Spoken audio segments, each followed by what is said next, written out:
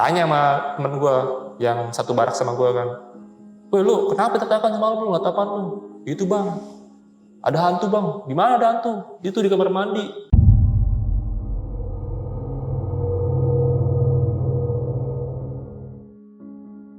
"Perempuan bang lagi gelayutan aja bang." "Maksudnya gimana itu di kamar mandi ada hantu gelayutan bang?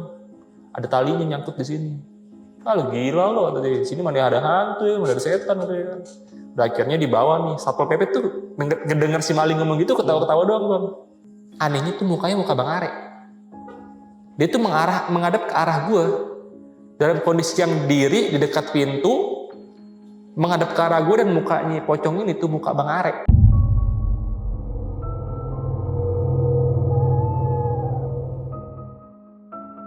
Di saat itu gue mungkin ngerasa, gue mabok nih atau halu nih. Nggak tahu kenapa tiba-tiba gue sadar di samping gue itu cuman ada 2 orang teman gue dan si Bang Are ini tuh udah gak ada. Itu kejadiannya pas gue bangun udah jam 6 pagi.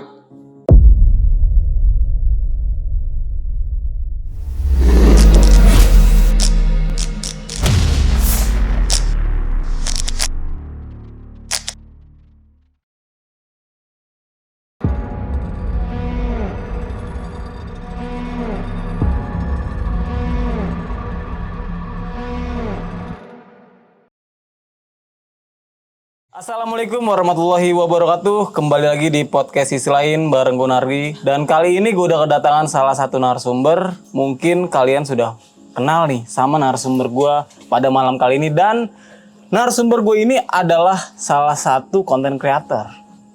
Kebanggaan kita dan kesayangan kita semua. Oke, langsung aja kita sapa narasumber kita kali ini. Selamat malam John, Arya John. Selamat malam Bang Nardi. Terima kasih nih Bang John sudah mampir di podcast gua. Oke Bang John, pada malam kali ini lu akan membagikan sebuah kisah nih ya. Waktu ketika lu masuk ke salah satu komunitas. Betul banget Bang. Jadi ini adalah apa ya? Mungkin adalah sisi lain dari gue nih Bang, yang belum pernah gue ceritain sama orang banyak karena zaman-zaman di tahun 2008 itu gue masuk sama komunitas punk jalanan. Oh. Tepatnya di daerah mana? Blok M.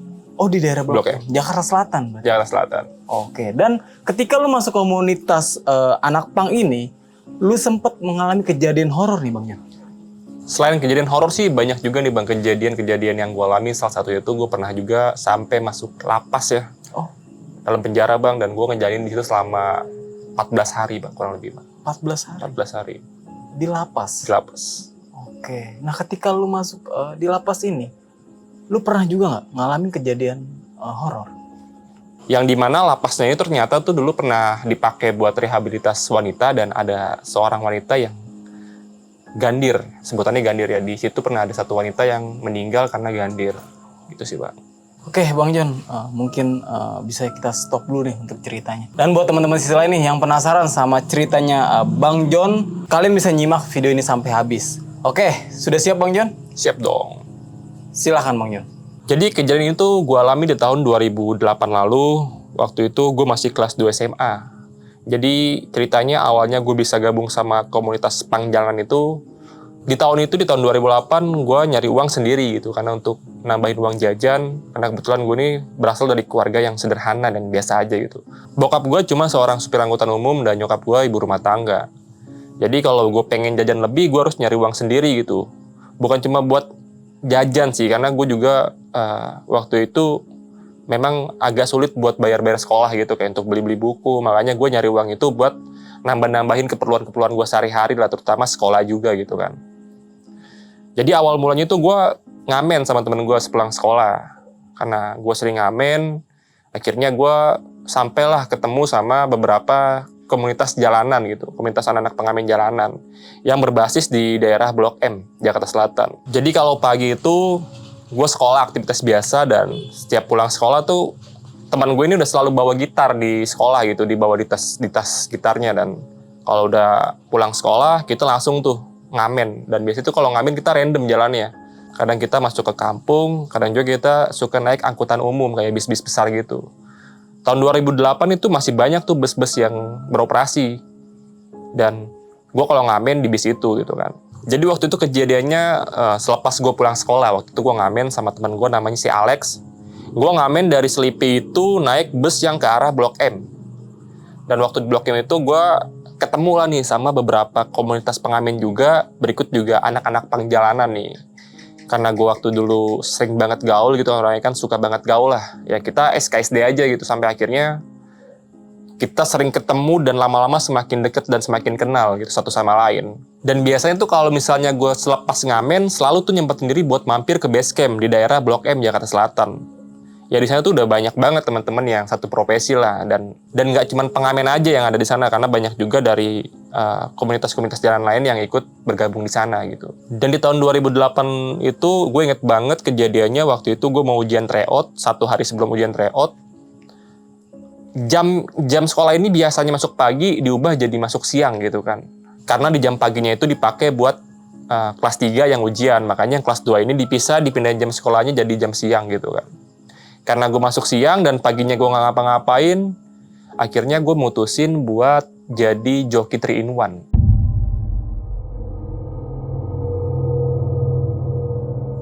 Mungkin buat teman-teman yang nggak tahu joki 3-in-1, gue kasih tahu joki 3-in-1 itu dulu ada di daerah DKI Jakarta itu peraturan di mana mobil itu nggak boleh sendiri bawa mobilnya karena untuk menghindari macet. Makanya adalah orang-orang kayak kita ini yang mengambil kesempatan untuk mencari uang gitu kan.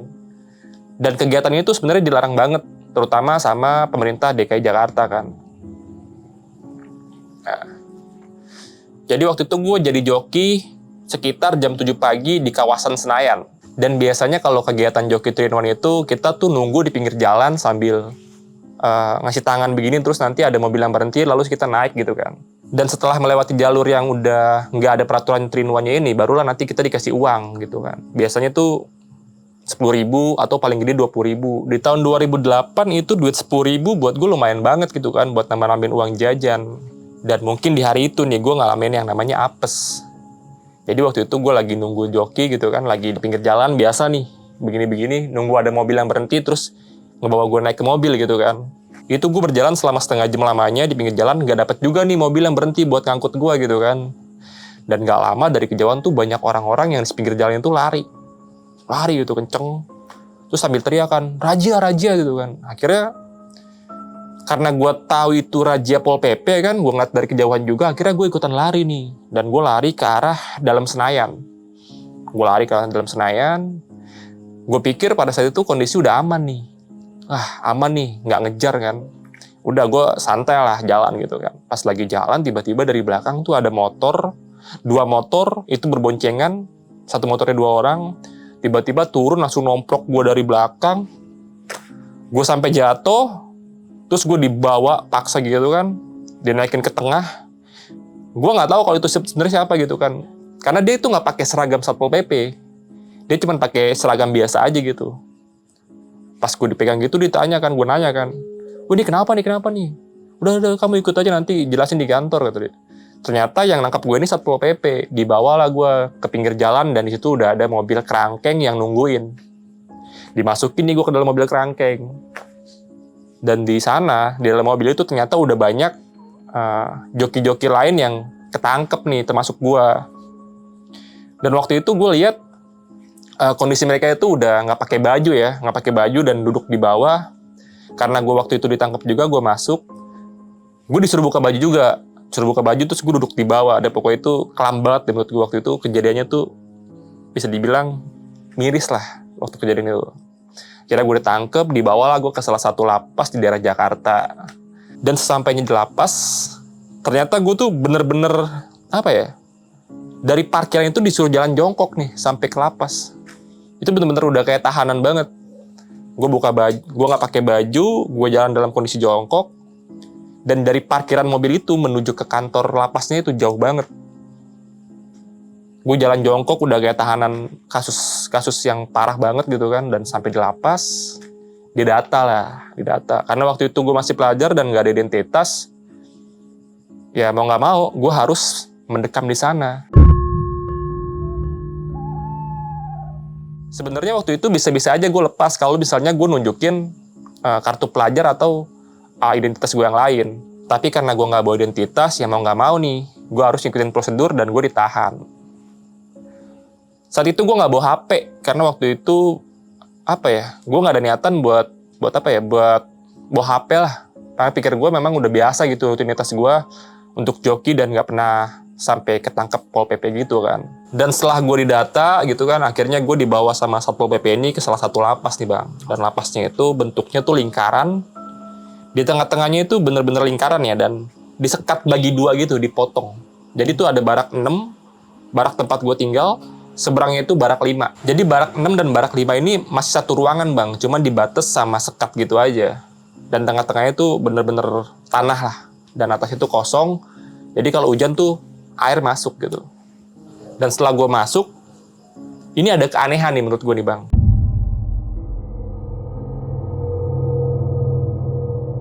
Jadi itu lapas lumayan besar ya. Ada ubin juga, ada ubin, terus di atasnya itu kayak ada balai lah, kayak ada balai buat tempat tidur, dan balai itu terbuat dari kayu. Tapi anehnya, di balai itu cuma ada 4 orang. Dan di bawahnya itu banyak banget tuh orang tuh. Dan ternyata setelah gue masuk ke dalam nih Bang Nardi, ternyata 4 orang ini adalah kepala kamarnya nih. Brengosnya lah ya, bang-abangan gitu kan. Dan gue sebagai penghuni lapas baru, nggak langsung bisa duduk tuh bang. Disuruh diri dulu sama dia. Diri dulu, baris. Tanya gue kan. Gue inget banget ada situ yang paling vokal banget, yang paling songong banget. Namanya Bang Are. Tanya tuh satu-satu. Lu orang mana? Kasus lu kenapa bisa ketangkep? Pokoknya gue tanya di situ. Sampai akhirnya giliran gue tanya gitu kan. Lu orang mana? Lu kenapa ditangkep? Ya gue bilang dong. Gue orang Tanah Abang bang. Gue ditangkap karena joki 3-in-1. Dari 4 orang ini ada 1 orang yang nyeletuk. Tanah Abang mana lu? Gituin bang. Tamburan bang gitu. Tamburan 2. Siapa yang lu kenal? Morris bang sama Aples. Ternyata orang ini kenal bang sama yang gue sebut namanya ini. Akhirnya dibilang, naik lu, saudara gue. Disuruh naik ke barak nih gue. Sementara nih yang lain yang bareng-bareng sama gue tuh masih di bawah tuh. Masih ditanya-tanya kan. Jadi sistemnya tuh bener-bener udah kayak di penjara asli bang ya. Walaupun gue nggak tahu penjara asli seperti apa, tapi yang gue lihat di TV tuh seperti itu kan. Di depan di sana tuh keras gitu kan. Dan di situ walaupun kelas Satpol PP tapi udah bener-bener kayak di penjara asli bang. Tanyain satu-satu, kasus lo apa, lu orang mana gitu kan. Bahkan ada yang pakai baju bagus nih, dicopot, dipinta gitu bajunya, tuker sama baju yang jelek-jelek.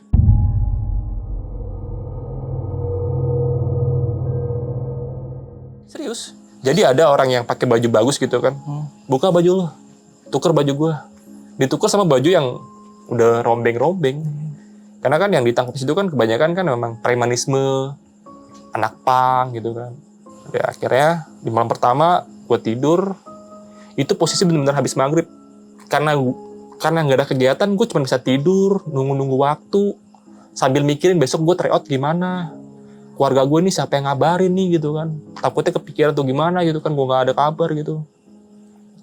Gue tuh nunggu pagi lama banget bang.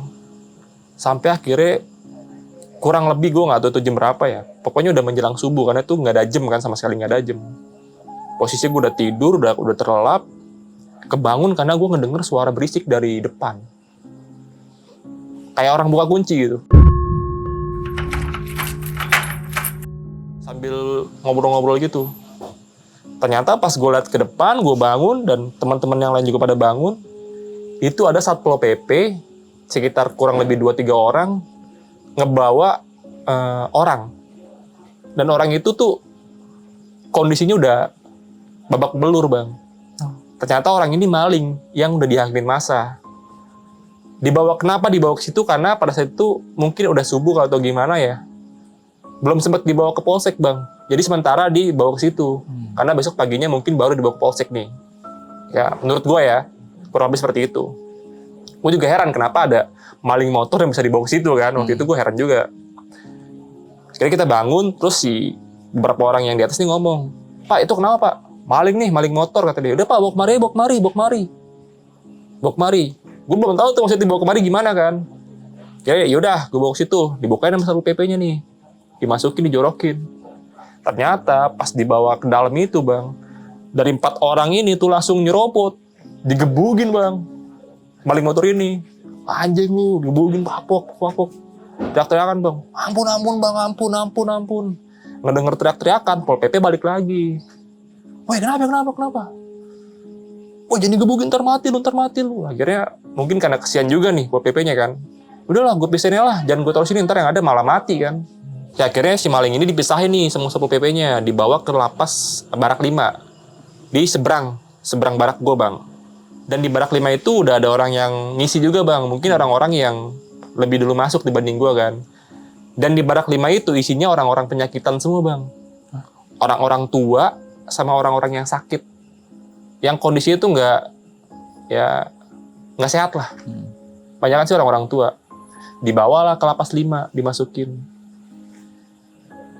Gue pikir udah aman nih ya kan. Udah hening nih suasana nih. Cuman masih ada lah beberapa teman gue tuh yang masih, woi anjing mati lu kalau kesini lu kalau sini mati lu, masih nunjukin ke maling ini. Itu si maling udah ketakutan parah bang, udah di dalam tuh udah duduk nggak jelas lah gitu, udah ketakutan banget. Gue pikir karena kondisi udah hening, gue coba buat tidur lagi. Gue nggak tahu tuh bang waktu itu jam berapa, karena bener-bener nggak ada jam, sama sekali nggak ada jam.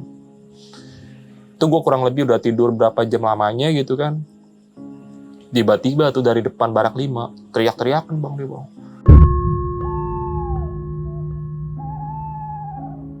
Wah tolong.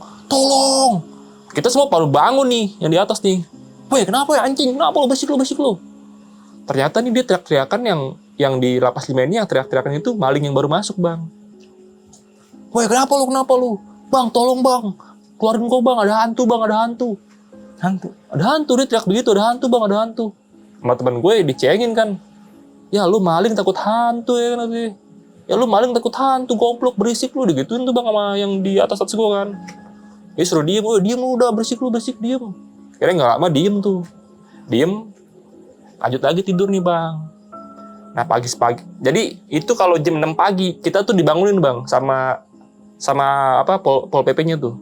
Jadi kenapa gue bilang jam 6 pagi? Karena emang selalu jam 6 pagi tuh selalu ada orang yang, woi bangun, bentar lagi makan. Selalu ada yang begitu tuh keliling gitu kan. Kita hari pertama itu ada yang ngebangunin gitu kan. Woi bangun. Udah kita bangun nih. Barulah pintu ini dibuka nih. Pintu dibuka dan kita bisa tuh masuk ke area tengah tuh bang. Buat duduk-duduk gitu sambil nunggu makan kan. Si maling masih di dalam aja nih bang. Masih di dalam tuh, di Barak 5 kan.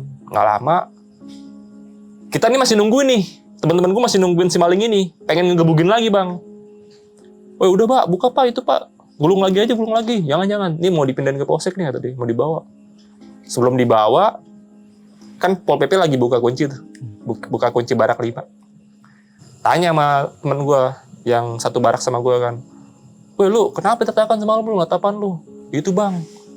Ada hantu bang, di mana ada hantu? Itu di kamar mandi.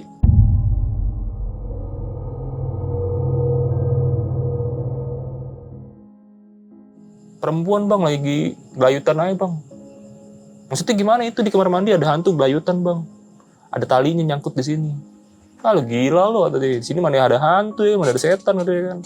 Udah akhirnya dibawa nih, Satpol PP tuh ngedenger si maling ngomong gitu ketawa-ketawa doang bang. Ya biasa itu mah biasa. Akhirnya dibawa. Sebelum dibawa nih bang, digebugin lagi sama temen gue. Padahal udah dipegangin ya Satpol PP nih.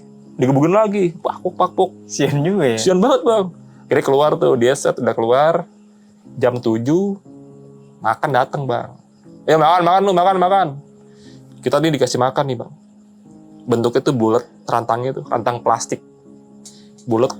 Wah mungkin lu kalau misalnya di posisi itu lu gak bakal mau makan itu bang. Kenapa? Itu rantang plastiknya itu tuh kotor banget bang, kayak gak dicuci tau gak lu. Itu berkerak. Gimana sih? Bener-bener lu gak bakalan mau masuk ke momen itu lah pada saat itu. Berkerak gitu rantangnya kan. Dan menu makannya tuh gue inget banget. Nasinya keras, banyak batu-batunya. Kerupuknya keras bang. Cuman telur bulat dipotong setengah. Sama tempe. Sama sayur kangkung. Ya menurut gue nih kangkungnya nih kangkung hitam bang. Kayak air got tau gak lu. Ini makanan begini serius nih gue bilang gitu kan. Mau gak mau nih bang, karena gue lapar gue makan kan. Dalam kondisi itu ya udahlah, gue makan aja lah. Dan akhirnya gue makan, gue pikir juga nih, ini gue berapa hari di sini nih. Karena gue kenapa gue kepikiran, karena hari itu gue bener-bener lagi tryout bang, lagi ulangan. Duh, gue berapa hari di sini nih? Sementara ulangan tuh seminggu kan. Kalau gue nggak masuk gimana nanti nih ya kan? Nyokap bokapku pasti nyari nih kalau gue nggak sekolah, nggak ada kabar gitu kan. Gue makan tuh ngelamun. Sampai si akhirnya Bang Are negor gue nih, si Bang Are. Weh, ya lo kenapa gue gitu? Abang gue kepikiran sekolah bang.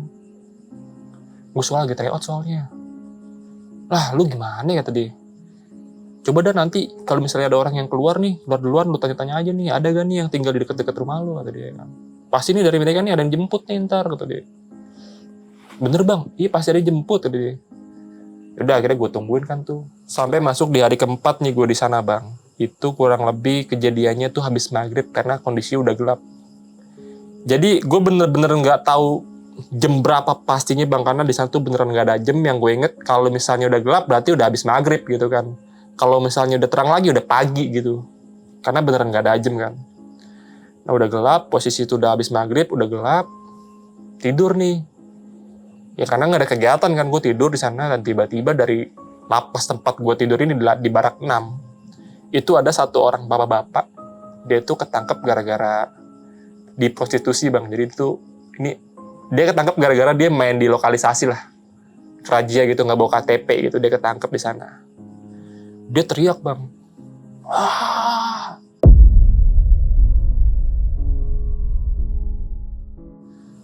Kita yang lagi pada tidur-tiduran itu pada bangun kan ngelihat, itu kenapa tuh? Ayan kali, ayan. Ah itu ayan kata dia. Angkat. Kita bawa nih bang ke atas. Pas dibawa ke atas, langsung bangun bang. Ternyata dia bukan ayan tapi kerasukan, kesurupan gitu bang. Wah dia main silat bang. Wah, ngamuk udah kayak orang gak seneng gitu lah ya kan. Ngamuk gitu. Wah dia kenapa nih? Ada bisa ngaji gak? Gue mau ketawa tapi gimana ya bang ya? Ya logikanya nih bang. Ini yang ketangkap situ tuh orang-orang yang gak bener semua bang ya. Iya. Ada bisa ngaji gak nih kata dia kan. Wah anjing gue bilang. Bisa ngaji gak nih kata dia. Ini tolongin nih.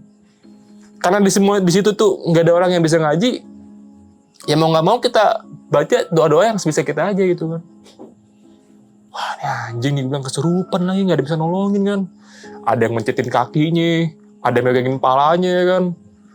Akhirnya ini kita semua bingung nih, pada nggak ada bisa ngeluarin. Ini orang berontak mulu bang, kayak gimana sih, kayak orang marah bang. Silat gitu kan, terus ngamuk, dipegangin, marah lagi. Kayak kita teriak minta tolong nih sama Satpol PP nih. Pak, weh tolong pak, ada kesurupan. Dateng lah Satpol PP nih. Kenapa ada kesurupan pak? Surupan nih, udah diemin aja. Taruh kamar mandi aja udah. Juga hilang sendiri. Pak tolongin pak, ini kita gimana nih pak? Ini Satpol PP kurang ajar juga bang. Kagak mau nolongin bang. Dia cuma ngelongok, ngomong gitu langsung tinggal lagi. Udah urusin gitu deh. Ini kita bingung nih. Ini sementara nih orang kerasukan ya kan, kita nggak ada yang bisa ngeluarin. Itu berlangsung sampai ada kali 10 menit bang, kerasukan bang. Karena kita nggak ada yang bisa megangin, udah pegel juga kan. Nah tinggal bang. Udah dimin dah, dia mau ngapain juga dimin udah. Akhirnya sama teman gue nih, satu orang, ditarik nih bang ke pojokan. Tarik ke pojokan, didudukin, disiramin air bang. Air apa? Air di kamar mandi. Oh. Jadi tuh ada sisa air 1 ember yang nggak terlalu banyak kan. Disiramin air. Buang, bangsat lu nyusahin orang. Sadar bang. Anjing bang. Seriusan? Sadar. Wah melek tuh deh. Kenapa bang? Lu kenapa ya kata dia kan. Kagak bang. Itu bang kata dia. Udah lu tadi kenapa emangnya? Situ bang. Dia nunjuk-nunjuk ada kamar mandi bang. Udah gue bilang. Udah bang, tar aja dulu. Kesian, baru sadar ya kan. Wah bapak bang kesurupan bang. Dan karena gue kesian nih bang sama kondisi si bapak-bapak yang kesurupan ini, akhirnya gue suruh si bapak ini duduk ke pojokan nih. Karena udah baju itu udah basah banget kan, disiram sama teman gue ini kan. Bawa pojokan, suasana udah mulai hening lagi. Tuh bokap-bokap masih, itu bapak-bapak masih dalam kondisi kayak orang ketakutan bang di pojokan. Gini aja. Gue ngeliatin nih kan, ini orang kenapa ya gue bilang gitu. Akhirnya karena gue kasihan, gue suruh lah si bapak ini naik ke atas. Pak sini pak, naik ke atasnya sini, bilang gitu. Dingin di situ kan, baju basah kasihan kan. Naik ke atas nih, apa bang, udah naik, gue bilang gitu. duduklah di samping, naiklah nih dia di samping gue kan. Dia tuh posisi tidur gue kan itu di pojok bang. Karena gue nyuruh si bapak ini naik, jadi gue geser nih biar si bapak ini tiduran di pojok dekat dekat tembok. Bapak ini duduk tiduran, gue tanya kan sambil tiduran begini posisi gue. Nanya apa tadi pak? Gitu. Di atas tembok kamar mandi ada perempuan bang.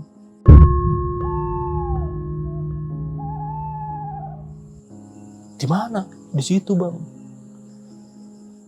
Gimana posisinya bang? Dia duduk aja gitu di atas tembok, kakinya tuh selanjuran begini, dan kakinya itu hitam semua bang. Dan yang anehnya bang tuh di lehernya tuh ada tali yang ngebelit. Wah ini sama kayak yang diceritain sama maling yang pertama nih bang. Ingat gak lu waktu yang gue ceritain tuh ada maling yang ketangkep tuh saya teriak karena ngeliat sosok perempuan yang di lehernya itu ada tali. Wah ini sama nih gue bilang nih kejadiannya nih. Serius bang? Iya di situ tuh bang. Udah tidur dah. Udah tuh di situ di malam itu gue masih mikirin tuh, gelisah juga kan gue, ngadep ke kiri, mandangin si bapak tidur ya kan, balik ke kanan balik ngadep si tembok yang ada kuntilanak ya kan, akhirnya gue ngadep ke atas tuh bang, ngadep ke atas langit-langit gitu kan, gelap, sambil gue merenung kapan gue bisa keluar ya anjing, gue udah gelisah tuh besok gue gimana ini keluar nih. Gue masih kepikiran sekolah gitu kan, takutnya gue ngulang atau gue nggak naik ke kelas 3 kan, aduh sayang banget gitu kan. Udah akhirnya di malam itu gue maksain buat tidur tuh bang. Gue nggak tahu kejadian ini jam berapa karena bener-bener bang sekali lagi sana nggak ada jam. Gue udah posisi tidur nih bang, sampai gue kan bawa bapak ini kan, tiba-tiba si bapak ini tuh kayak orang kerasukan lagi bang. Wah, teriak lagi kan. Wah, gue sampai kaget kan. Gue bangunin temen gue, bang, tolongin bang, kambuh lagi nih kan. Tolongin gue bang. Pegangin sama yang lain nih. Apaan sih bangun. Duduk bang, dudukin sama temen gue nih. Dia kakinya bersih lagi nih bang, bersih lagi begini, duduk.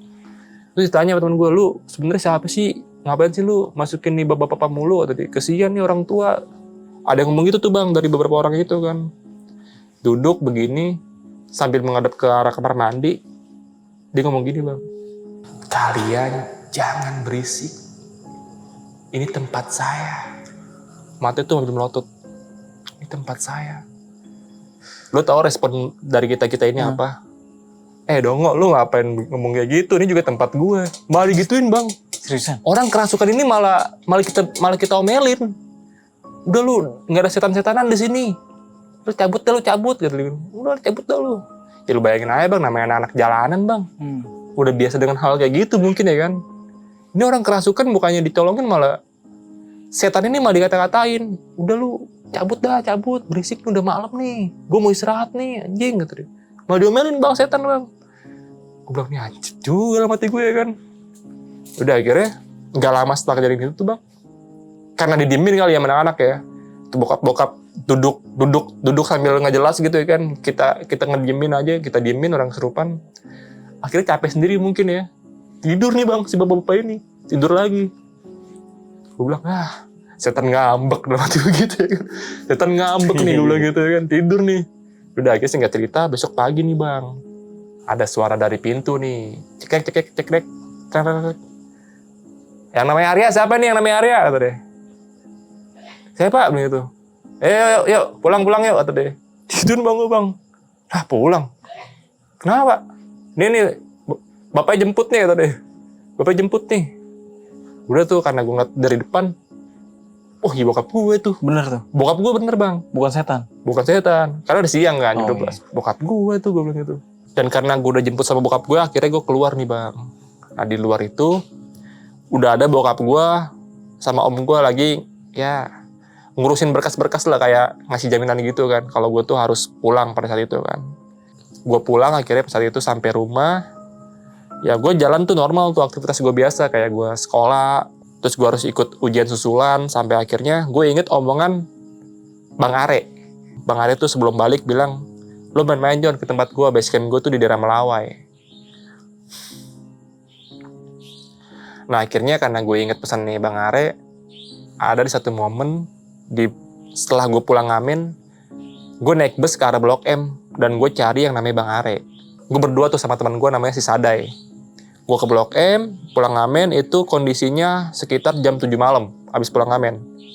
Gue carilah keberadaan si Bang Are ini. Itu banyak kan tuh anak-anak jalanan gitu kan, pinggir jalan di terminal.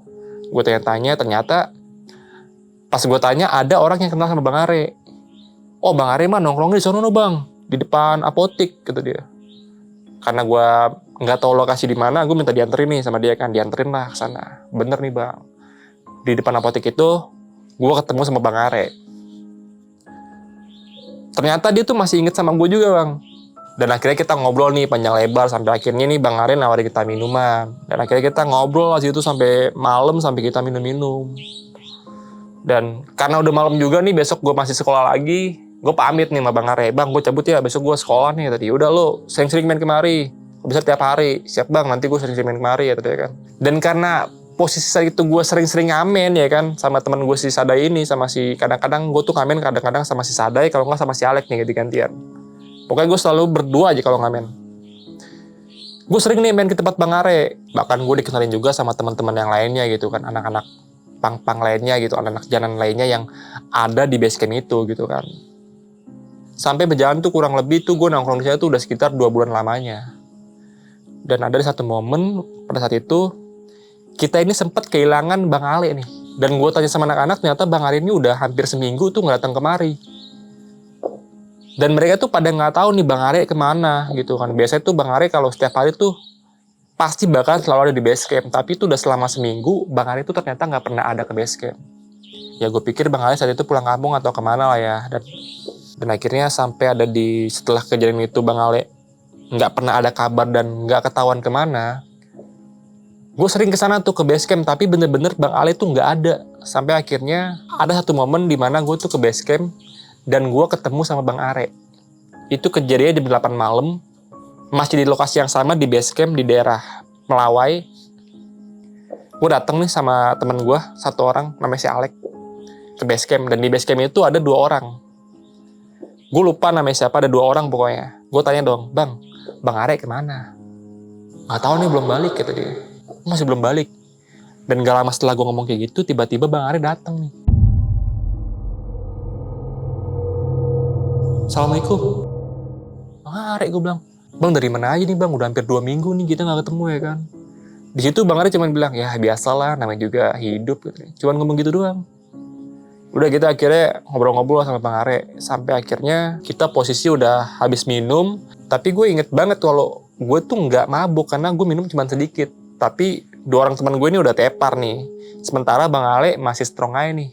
Masih ngerokok santai gitu kan. Dalam kondisi gue antara setengah sadar gitu kan. Gue tuh ngeliat di base camp, jadi posisi base camp itu kan ada bangunan kosong gitu yang udah lama gak kepake nih. Itu bangunan dulu bekas apotik. Itu gue ngeliat di depan pintu ada sosok pocong yang berdiri, tapi anehnya tuh mukanya muka Bang Are. Dia tuh menghadap ke arah gue. Dalam kondisi yang diri di dekat pintu, menghadap ke arah gue dan mukanya pocong ini tuh muka Bang Are.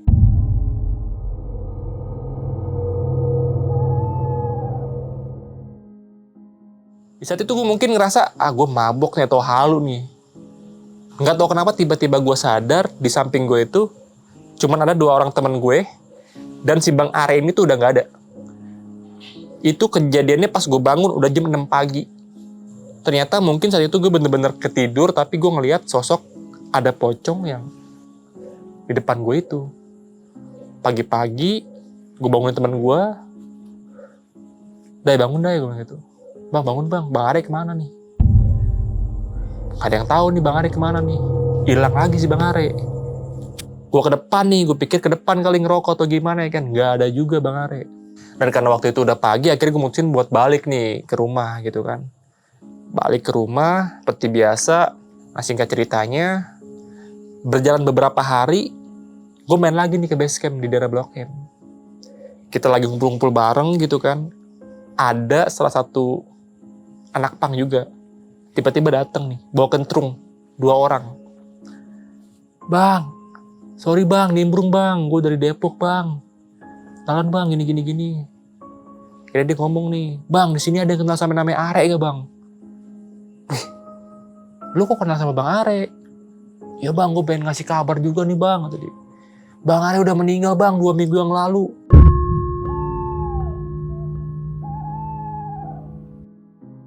Wah, kita kaget tuh Bang situ Bang. Itu kita bener-bener, "Wah lu bener lu, jangan ngada-ngada lu." "Bener Bang, gue saksi matanya Bang, saksi hidupnya Bang. Bang Are digebugin warga Bang. Dia meninggal di tempat." Anjing, gue bilang. Gue kaget banget tuh, karena sebelumnya 3 hari yang lalu tuh gue sempet ketemu Bang Are kan. Gue tanya lagi nih sama dia kan, "Bang, lu bener Bang?" "Bener Bang, gue saksi hidupnya Bang. Bang Are digebugin sama warga di depan gue Bang, sampai meninggal di tempat." Gue tanya kan, "Kenapa kok bisa digebugin warga?" "Dia mau nyolong Bang ke rumah orang Bang, ketahuan sama orang, diteriakin maling. Pas dia kabur, digebugin sama warga Bang." "Lu kenapa nggak nolongin?" "Gue udah nolongin Bang. Tetep Bang, gue malah dibilang temennya Bang. Gue juga digebugin Bang." Wah, nih bener-bener nggak logis. Wah, ini bener-bener nggak masuk akal banget nih kejadian yang gue alamin kan. Ternyata nih menurut si 2 orang ini, Bang Are itu udah meninggal 2 minggu yang lalu. Dan meninggal itu digebugin sama warga. Wah, itu sumpah Bang, gue ngedenger kabar dari 2 anak pang Depok ini yang bilang kalau Bang Are itu udah meninggal karena diamuk warga. Gue kaget Bang. Karena 3 hari sebelum itu gue ketemu Bang Are. Dan kita tuh minum bareng Bang. Sampai temen gue juga bilang, "Wah, bener John, mabuk ini orang nih. Mabuk nih." Ini kita nggak langsung percaya Bang sama berita yang dibawa sama 2 orang ini. Karena emang kita bener-bener baru kenal di hari itu Bang. "Lu bener Bang, gue saksi hidup Bang. Lu tanya temen gue nih Bang. Lu lihat kan Bang Are kan?" Nah di situ baru ketahuan nih Bang. Si tuanya cerita dari awal sampai kita kejadiannya nih Bang. Jadi selama 2 minggu itu Bang, yang Bang Are hilang, Bang Are tuh gabung ke komunitas Depok. Dia stay di sana.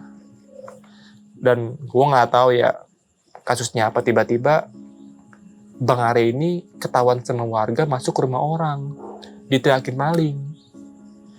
Pada saat kejadian 2 orang ini tuh ada di lokasi, karena tuh lokasi tempat Bang Are diamuk warga itu deket sama base campnya mereka ini Bang. Kalau kata anak-anak yang ada di situ sih, jadi waktu itu si Bang Ale lagi minum nih, mabuk nih Bang mungkin ya. Karena mungkin dalam kondisi nggak sadar dia masuk ke rumah orang dan diteriakin maling. Nah karena banyak massa di situ yang ngeliatin, digebugin lah Bang Are sampai akhirnya meninggal di tempat. Gue masih mikir, ya ampun, gue bilang, ini Bang Are orang baik ini biar kata begini nih Bang. Karena emang waktu di dalam lapas itu gue ngobrol sama Bang Are terus kan. Bahkan yang nyuruh gue ke Blok M tuh ya si Bang Are ini. Gue masih kepikiran nih, 3 hari yang lalu ini yang gue temuin siapa? Gue tanya lah, "Bang, kalau emang bener-bener Bang Ale meninggal di amuk massa, dikubur di mana mayatnya Bang?" "Di Majalengka Bang." "Lu bener gak Bang Ale dikubur di Majalengka?" "Bener Bang." Gue nggak tahu juga kan Bang Are ini orang mana kan. Tiba-tiba ada anak-anak yang nongkrong juga bilang, "Bang bener Bang, Bang Ale pernah bilang sama gue dia orang Majalengka."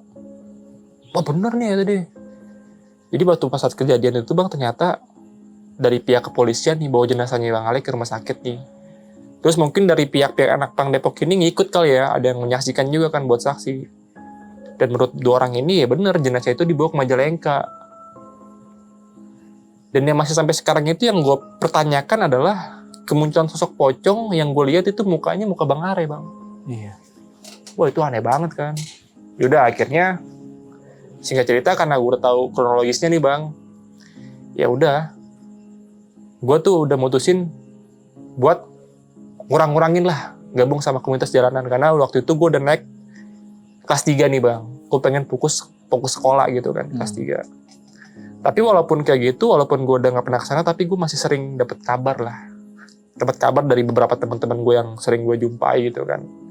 Ternyata nih Bang, setelah Bang Are meninggal, base camp tempat kita biasa ngumpul di Blok M tuh, di tempat apotek yang udah terbengkalai itu, jadi sepi Bang.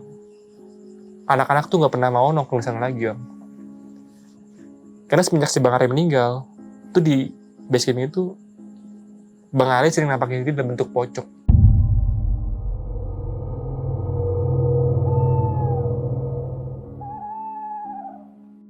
Jadi Bang Ari tuh nampakin diri dalam bentuk pocong dan dilihat sama teman-teman jalanan yang lainnya gitu.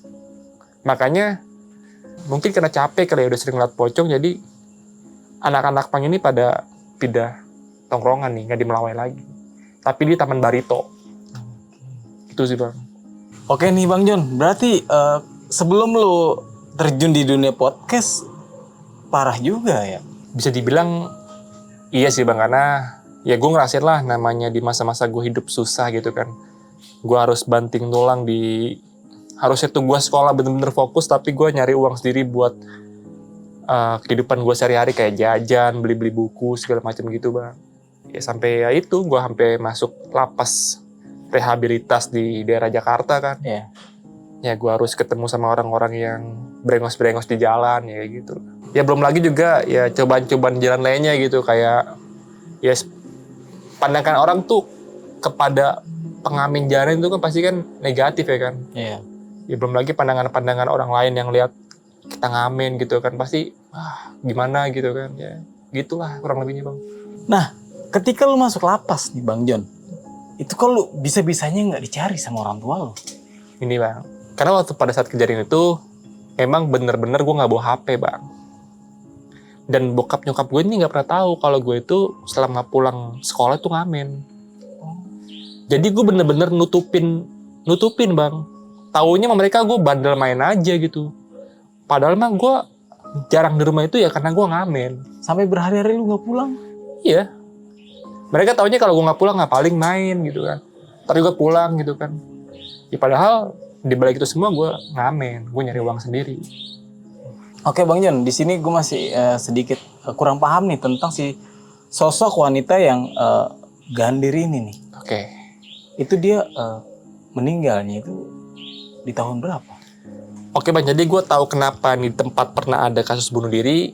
Jadi ketika gue dijemput sama bokap, gue tuh nggak langsung pulang, tapi gue makan dulu di salah satu warung di depan lapas nih Bang. Dan di saat lagi makan, ya biasa lah kita nanya lah. Dan bokap gue nanya nih dulu tempat bekas apaan nih, kok di belakang ada lapas. Saya orang Jakarta malah nggak tahu nih ada lapas di sini. Oh sorry, nanya sama siapa nih? Sama penjaga warung. Nah bokap gue tuh nanya. Jadi bokap gue tuh nggak tahu kalau itu lapas Bang. Taunya tuh cuman kantor biasa doang aja. Akhirnya si penjaga warung ini bilang, dulu nih pernah dipakai buat rehabilitas wanita-wanita nih Bang. Wanita malam yang ketangkep gitu kan.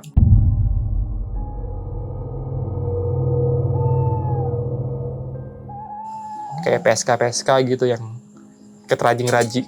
kayak PSK yang kejaring razia, nanti dibawa ke situ untuk dikasih pendidikan lah ya, kayak ngejahit, kayak segala semacam gitu.